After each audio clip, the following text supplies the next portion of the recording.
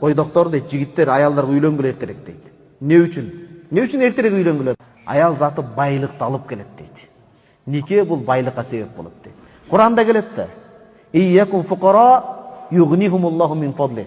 Бул үйлөнө тургандар кедей болсо Алла өз артыкчылыгы казынасы менен байытат аларды дейт. Байлык алып келет дегенде эң биринчи материалдын байлыгынан алдын жүрөктүн байлыгы зарыл. Такыбачылык, нафси ток болот, көңүл ток болот, нафсиңер ток болот деген сөз. Нафси көңүл ток болот. Мындайча айтканда көңүл ток болгондо адам арамды дегдебейт да, туурабы? Биринчи ошол имандын байлыгы, анан албетте колдун байлыгы келип кете турган. Ден соолуктун байлыгы туугандар. Бул байлык деген сөз ушунда камтыйт, ден соолук. Досторубуз айтып, канча бөйрөгүбүз ооруп, кыйналып жүрдүк, үйлөнгөндөн кийин кадимкиде ошол тып токтоду дейт.